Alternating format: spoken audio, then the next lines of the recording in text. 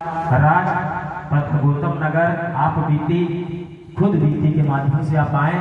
मानव मंगल मिलन सद्भावना समागम में आने से पहले आप क्या थे? मानव मंगल मिलन सद्भावना समागम में आने के बाद क्या दुख उठाए, क्या परेशानी आई, आकर के बताएं।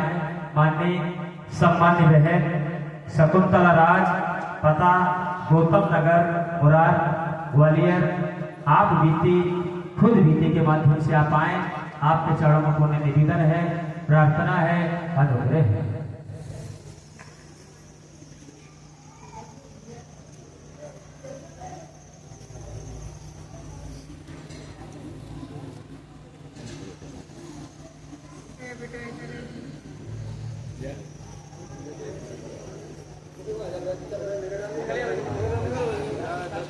लिया इधर तो मंगारा तो ये नहीं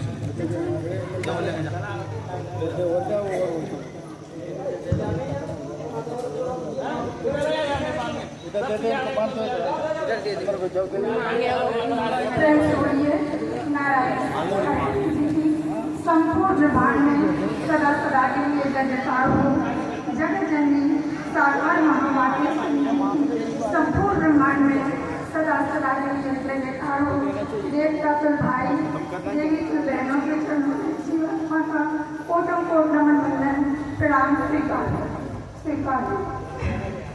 साथ संगत जी, जब मैं सबसे साथी यहाँ की चेतन इतना परेशान था कि कभी कभी सोचती हे प्रभु मुझे माफ आ जाए। 2010 में परमात्मा आए थे, मैंने भगवान नहीं माना। 2010 में परमात्मा आए, सबने मुझसे कहा बहन जी परमात्मा आए हुए हैं, आप दर्शन कर लो। मैंने मानती है कि बाबा बहुत आते रहते हैं, पर मैंने विश्वास नहीं किया। मेरे घर में इतनी परेशानी थी, भूत प्रीतों की, मेरे बच्चे लाश की लाश पड़े रहते थे और मुझसे कहते मैं तुझे बर्बाद करने आया हूँ। पर मैंने उन्हें भगवान ना मान करके मैं गई नहीं। 15 दिन रहे परमात्मा, फिर नहीं गई। फिर एक दिन क्या हुआ, 2011 में हमारे खेत में सत्य का साथ हुआ। भाई बोले एक भैया थे, शेखर भैया का सबका साथ हो रहा था। उन्होंने कहा बहन जी आप यहाँ से पानी दे दो। मैंने भैया पूरे लोग पानी भरते हैं, यहाँ तो प्रभु का सबका साथ है, दे देंगे। हम वहाँ बैठे रहे सबके साथ में, तो हमने सोची यहाँ तो कुछ नहीं दिखा रहा, बस सिंहासन ऐसे ही लगा हुआ था प्रभु का। हमने भी यहाँ कोई दिखाई नहीं रहा, कैसा सबका साथ है। हमने वहाँ पे भी विश्वास नहीं किया। एक दिन क्या हुआ, मेरे मुंह में एक सफेद सा छाला पड़ गया। हमने वहाँ पर शक करने लगी, हे प्रभु मैं जानती नहीं थी प्रभु को, मैं माता को मानती थी, निराकार में संतोषी माता को मैं निराकार में मानती। मेरी माता ही क्या हो गया मुझे समझ नहीं आ रहा। तो एक दिन एक भैया जी आए, कमलेश नाम था उनका, वो सबके साथ में पहले जाते थे, उन्होंने घर में उन्होंने कहा बहन जी मैं तुम्हें बाहर तो नहीं ले चलता हूँ, सबके वहाँ पर प्रभु के दर्शन करते। मैं वहाँ गई भैया जी, तो प्रभु सिंहासन पर बैठे हुए थे और घटी सफेद कपड़े पहने हुए। वहाँ भी मेरे दिल ने गवाही नहीं किया कि ऐसे महात्मा वहाँ पर लौट कर आई। जैसे मैं रोज रात को सोई तो प्रभु मुझे चक्र में वैसे मुझे चक्र में दिखाई देने लगे। माँ द्वारे पर खड़ी हुई थी। मैंने कहा ये तो कोई है जो मैं देख के आई हूँ। मेरा दिल फिर गवाही नहीं किया। मैंने कहा प्रभु अगर आप सत्य परमात्मा हैं तो आपकी नजर मेरी नजर से पड़ना चाहिए। फिर मैं भैया दिल नहीं माना। मैं 15 दिन के बाद सार्थक जी पर पहाड़ में मैंने चली गई। मैं गई तो प्रभु मैं इतनी दूर बैठ गई, तो मैंने सोचा यहाँ से मुझे प्रभु कैसे देख सकते हैं। तो एक सत्य के साथ के भैया थे, जहाँ मुझे उठाकर बोले चलो, तो मैं प्रभु के सिंहासन के पास बैठा था। तो वो भैया मुझे वहाँ से ले गए। मैंने कि प्रभु मैं जैसे ही अल्लाह कर से पुकारने लगी परमात्मा, जब भी मैं आँख खोलूँ प्रभु आपकी नजर स्तन पर पड़े परमात्मा। जैसे ही प्रभु आए सिंहासन पर बैठे, मैंने आँख बंद करके उनका नाम लिया परमात्मा। मेरी आंखों से आंख मिलाकर 2 मिनट तक देखते रहे और मेरी आंखों से बहुत आंसू आए, बहुत आंसू आए। इस कारण इतने रोग थे, आज मैं आपको बताती हूँ, सिर से लेके तरोड़ तक रोकते हैं। सिर में दर्द, आँख में दर्द, मुंह में दर्द, कान में दर्द, गले में दर्द, सीना में दर्द, पेट में दर्द, दर्दों से इतनी परेशान थी पति भी बहुत पैसा लगाते, बाद में गुस्सा आती तो वो गाली देने लगते। लेकिन मैं कहती प्रभु मैं क्या करूं, पता नहीं मेरा कर्म क्या है। जैसे मैं सत्य का साथ करती रही, मुझे पति गाली बकते, अब क्या कर रहे तेरे परमात्मा, क्या कर रहे तेरे परमात्मा। आगे मैं प्रभु से रोती, हे परमात्मा मेरा जितना भी कर्म है इतना तो कर दो प्रभु, कि मैं कम से कम इतनी बीमार नहीं पड़ूं कि तंगे पति रोज मुझे गाली बकते हैं, रोज ताने देते हैं। तो धीरे धीरे मुझे पता नहीं चला मेरे सीने का दर्द कहाँ चला गया, मेरा कान का दर्द कहाँ चला गया, मेरा गले का दर्द कहाँ चला गया। सब कुछ धीरे धीरे पेट में ऐसे ऐसे डॉक्टर को दिखाते, 5,000 की दवाई आती वो फिर जाती, फिर दूसरे डॉक्टर पे चले जाते, फिर कहीं जाते, फिर दूसरे डॉक्टर पे जाते। कल के पति ने बहुत पैसा लगाया, गुस्सा आती तो वो गाली बकने लगती, तब आराम नहीं मिलता। पर मैंने कहा प्रभु क्या करूं, मर जाऊं, मैं बहुत परेशान हूँ। जब परमात्मा का सबका साथ किया, धीरे धीरे परमात्मा ने पता नहीं उन बीमारियों का कहाँ निराकरण कर दिया, पता नहीं प्रभु अब मुझे कितनी बीमारी हुई है, उम्र के हिसाब से तो बीमारा साथ को आते रहते हैं। अब साथ संगत जी सुनिए, 2009 में हमने नया मकान बनाया, वहाँ पर मेरी तंग की बेटी पर पता नहीं कौन सी हमारी बोलने लगी हम ले जाएंगे। BSc का पेपर देने गई, वहाँ पर पूरा पेपर रख के आई, वहाँ बोलने लगी कि मैं ले जाऊँगा। तो वहाँ से कॉलेज से फोन आता है, आपकी बेटी पागल हो गई है, आप इसे ले जाइए। सर जैसे ही संगत जी मैं बेटी को घर लाती हूँ तो वो मुझसे बोलती है मैं तुझे बर्बाद करने आया हूँ। उसने नाम भी बोला कि मैं यहाँ से आया हूँ, तुझे बर्बाद करके जाऊँगा। पर तन के पति के सामने ये बोलती हूँ, मुझसे बोलती मैं तुझे बर्बाद कर दूंगा। सास संगत जी घर में जितना पैसा रहता है, पति 5,000 कमा के लाते तो उसमें से 3,000 गायब, कभी 5,000 गायब, कभी जो भी पैसा मैं घर में 1 रुपये रखती, अगर पर्स भी मैंने नीचे रख दिया उसमें से पैसे गायब। सास संगत जी मैं तन के पति को सुनाती, तुझे पति मानने को तैयार नहीं। वो कहते बता तुझे कौन लगाया, मुझे बता। गाली बकने लगते पर वो विश्वास नहीं करते। मैं 6 महीने तक सोई नहीं प्रभु, उस आत्मा ने मुझे सोने नहीं दिया। पूरी रात जगती थी, पूरी रात इधर से ऐसे लगता इधर से कोई आ गया, इधर से कोई आ गया। मैं पूरे 6 महीने की रात सोई नहीं, तन के पति सोते रहते। अगर उससे कहो तो वो मानते नहीं, इसलिए मैंने कहा प्रभु अब मैं किसी को नहीं सुनाऊंगी आपके सब। मैं अपने परमात्मा से प्रार्थना करती रहती। सारे लोग मुझ पर विश्वास नहीं करते, ना मेरे बच्चे ना तन के पति, कोई विश्वास नहीं करता। पैसे घर में से गायब हो जाते, घर में बहुत लड़ाई होती। मैंने सोचा ऐसा तो नहीं कभी मेरे बच्चे उठा सकते हैं, तो मैंने ताला बंद कर दिया, चाबी टूटी ले जाने लगी। फिर भी पैसा गायब। अब क्या करें प्रभु, इतना परमात्मा से मैं प्रार्थना करती है प्रभु कम से कम इतना कर दो, अगर ये पैसे जाएंगे तो घर में खाएंगे क्या प्रभु। और तन के पति इतनी गाली करती, अब क्या कर रहे तेरे परमात्मा, क्या कर रहे तेरे परमात्मा।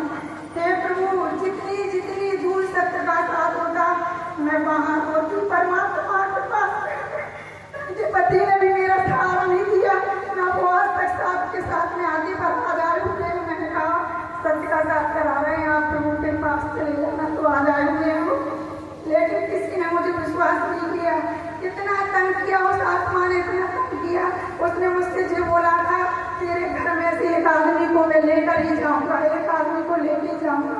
हे प्रभु मैंने कहा परमात्मा आप अंतर्यामी है, आत्मा इस तरह बोल रही है मुझसे, प्रभु ऐसा न मत बोले जाना। प्रभु घर में एक बेटा है, प्रभु पति है, कोई 3 बेटी है।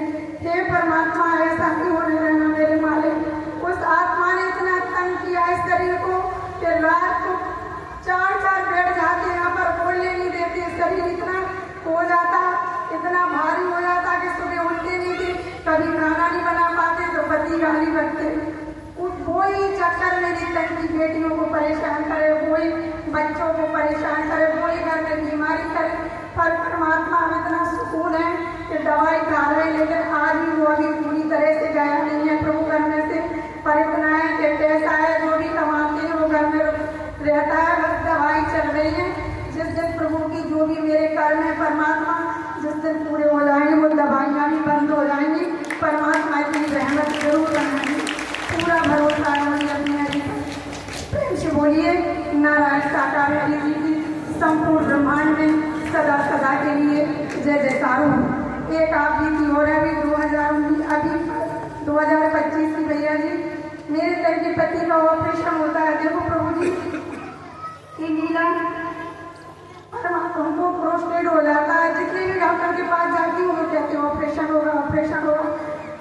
चलो मैंने कहीं ऑपरेशन कराई लो, परमात्मा की जो मर्जी है ठीक ऑपरेशन करा। 15 दिन के बाद तंगी बेटी इतनी बीमार, हमने डॉक्टर के यहाँ भर्ती कराया। 15 दिन भर्ती रही, उसने 40,000 रुपये ले लिए और पता नहीं कौन सा इंजेक्शन लगाया तो उसकी बॉडी में पूरा इन्फेक्शन हो गया।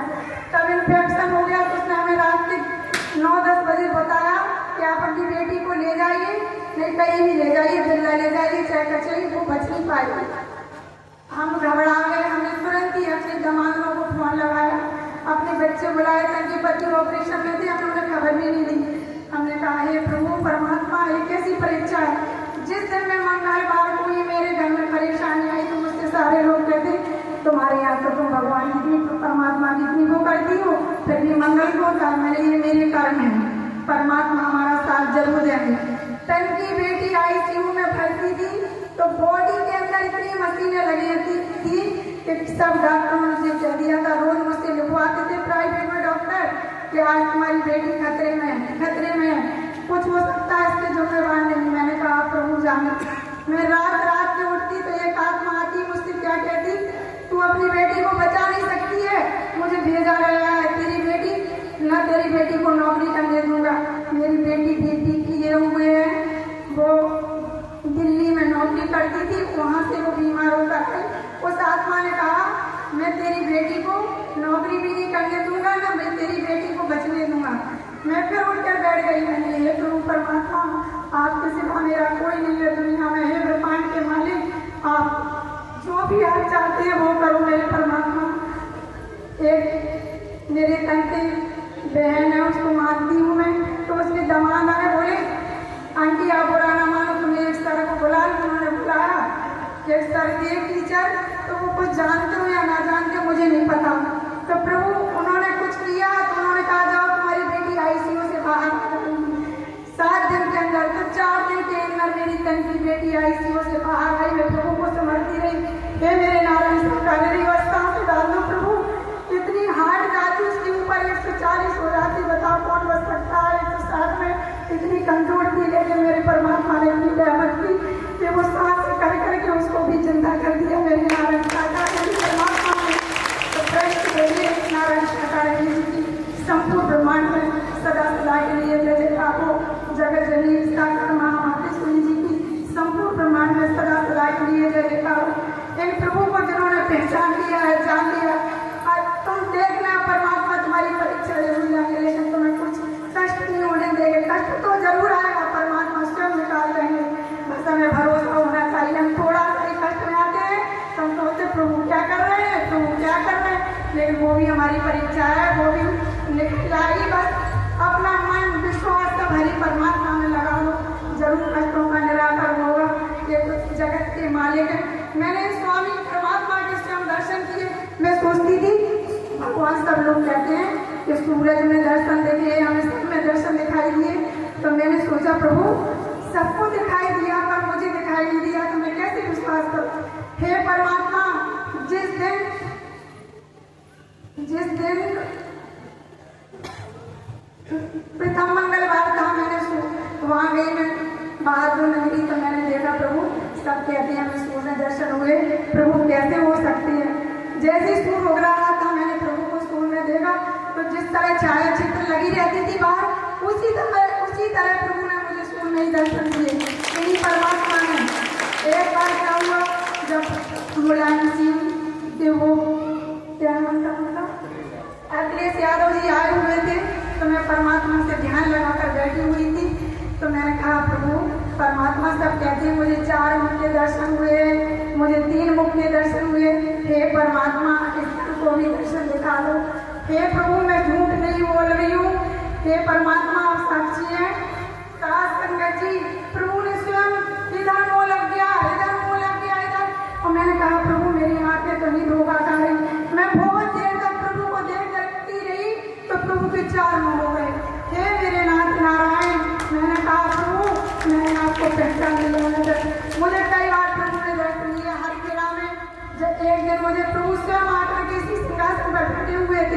परमात्मा को जब भी मैं आंख बंद करके मैं ये नहीं देखती कि संगत कितनी बैठी, मैं प्रभु में ध्यान लगाती हूँ तो प्रभु मैया मुझे जरूर दर्शन देते हैं।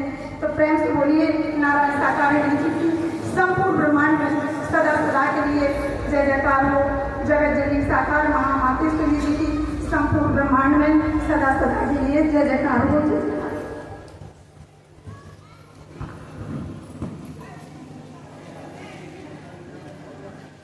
प्रेम से बोलो नारायण साकार हर की संपूर्ण ब्रह्मांड में सदा सदा के लिए जय जयकार हो।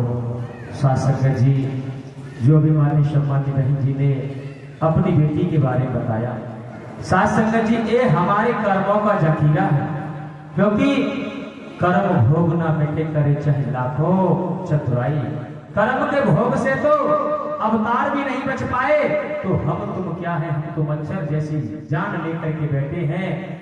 आज नारायण साकार हरि वर्तमान के हाकिम आपको साफ स्वच्छ करके निर्मल बना करके सारे कर्मों को कटवा करके अपने धाम के लिए लेने के लिए आए हुए हैं। तो कर्मों का भोग भोगने के तैयार हो जाओ, डरने की जरूरत नहीं, क्योंकि जब पता ही पड़ गया कि ब्रह्मांड के कुल मालिक नारायण साकार हरि जी इस घोर कलयुग में धराधाम पर मौजूद है, तो फिर भयभीत होने की जरूरत नहीं। क्योंकि अभी बहन जी बता रही थी कि चाहे जिंद के माध्यम से हो, खबीस के माध्यम से हो, कुछ भी हो, नारायण साकार हरि ने हरि बिहार कॉलोनी झंडा के बराबर बताया कि जिन जिन भूत खबीसों का नाम आता है वो संसार वालों को संसार में नचाते हैं, दुख और कष्टों के पहाड़ उन पर डाल देते हैं।